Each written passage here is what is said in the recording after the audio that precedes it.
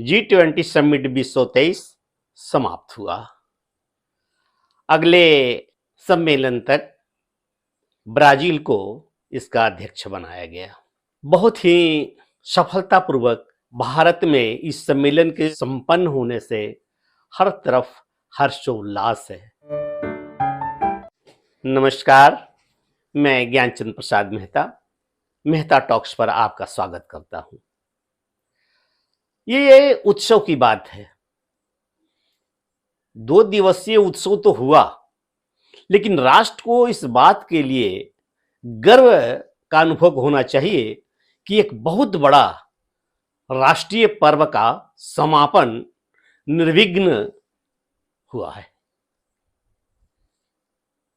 योजनाएं तो कई रही होंगी, दुष्टों की, प्रेतों की, मलेच्छों की, कि किस तरह से यह अच्छे कार्य में विघ्न डाला जाए, लेकिन दिल्ली की पुलिस और अन्य प्रकार की सुरक्षा व्यवस्था बहुत ही चाक चौकस थी इस बार। ये तो षड्यंत्रकारी तत्व तो बराबर ही खुड़पैंच करते ही रहे हैं, लेकिन इस बार किसी की दाल नहीं गली। सभी खिजे हुए विपक्ष, चिढ़ा हुआ कांग्रेस तो निश्चित रूप से लगता है कि कहां धरती फट जाए और उसमें जा समाए।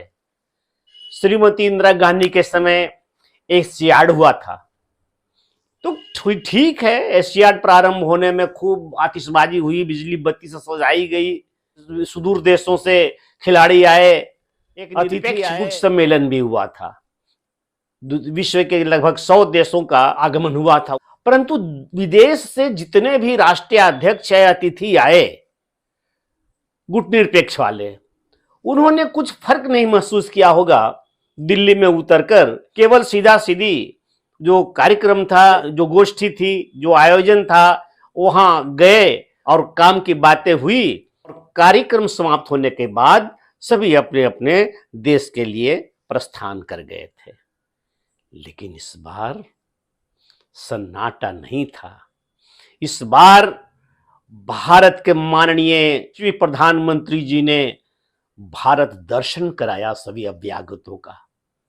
भिन्न भिन्न देशों से राष्ट्रीय अध्यक्ष आए, प्रतिनिधि आए।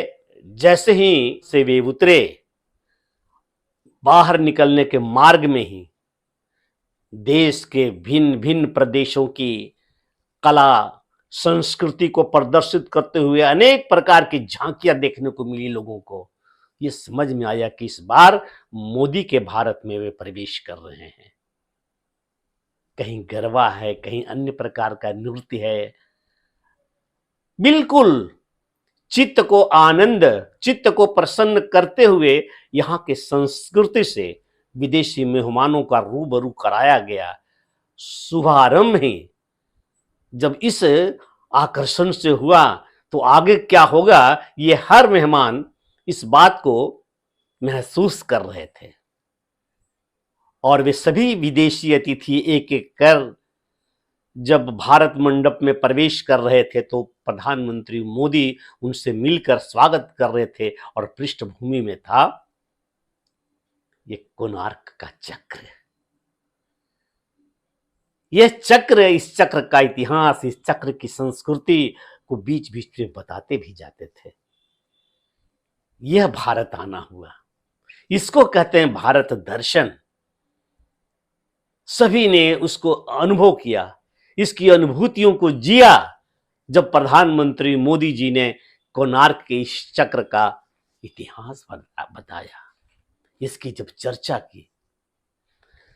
उसके बाद तो अन्य काम के जो चीजें थी, जो बहुत ही महत्वपूर्ण, जैसे कि सबसे बड़ी चीज है कि अफ्रीकन यूनियन के, जिसमें लगभग 55 देश हैं, उसको इसमें शामिल किया गया G20 में। तो अब हो गया G21 कहा जाएगा।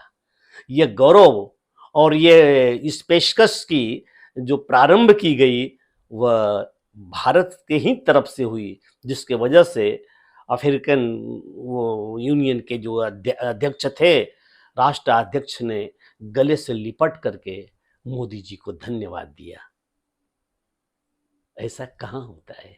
भोजन के समय जो सामूहिक भोजन था, उस भोजन में बिलबिलाए कांग्रेसी और इनके विभिन्न राज्यों में मुख्यमंत्री जितना भी खींचे, जो भी कहें, परंतु एक मुख्यमंत्री कांग्रेस का श्रीमान सुखविंदर सिंह सुक्खू हिमाचल प्रदेश का अपनी उपस्थिति अंकित कराकर इतिहास में अपना नाम स्वर्णाक्षरों में अंकित करा गए।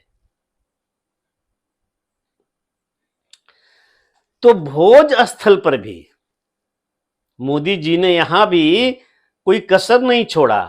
भोज स्थल, जहां भोजन का जो पंडाल था, जो मंडप था, भोज मंडप, वहां पर भी प्रवेश करने वालों का प्रधानमंत्री मोदी स्वागत कर रहे थे। और स्वागत के पृष्ठभूमि में क्या था? अपने नालंदा विश्वविद्यालय के प्राचीन धरोहर की स्मृतियां और उनके विषय में विदेशी मेहमानों को एक एक करके बताया गया कि ऑक्सफोर्ड यूनिवर्सिटी ही पुरानी नहीं है, उससे बहुत पुरानी भारतीय परंपरा और इसके संस्कृति सभ्यता के अनुकूल शिक्षा दी जाने वाली नालंदा विश्वविद्यालय बड़ा भव्य था। इसकी भव्यता को समझकर विशेषकर अमेरिका के राष्ट्रपति बड़े प्रभावित हुए और उन्होंने नालंदा विश्वविद्यालय के अनुकृति को स्पर्श किया।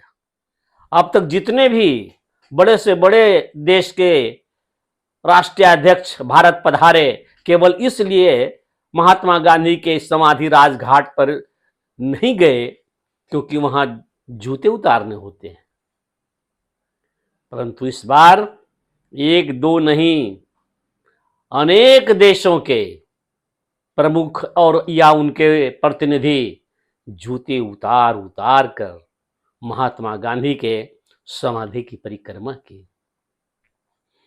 क्या यह बड़ी अजीब और बहुत बड़ी बात नहीं लगती है? यह कैसे संभव हुआ? यह किस प्रभाव से संभव हुआ? यह किस भाव से संभव हुआ? आशा है जिन बातों को लेकर के यहाँ उपस्थित हुआ था, पहला एक, भारत की कला संस्कृति और उसकी अभिव्यक्ति विमान से उतरते ही मेहमानों को दिखाया गया, बताया गया। दूसरा यह कि वो कोणार्क का वो चक्र जिसे सबने देखा, महसूस किया और इसका इतिहास समझा कि क्या है कोणार्क और क्या है ये चक्र। और तीसरा, भोजन मंडप में लगा नालंदा विश्वविद्यालय के जो खंडर है, उसके चित्र, उसकी अनुकृति से दुनिया को अवगत कराया गया।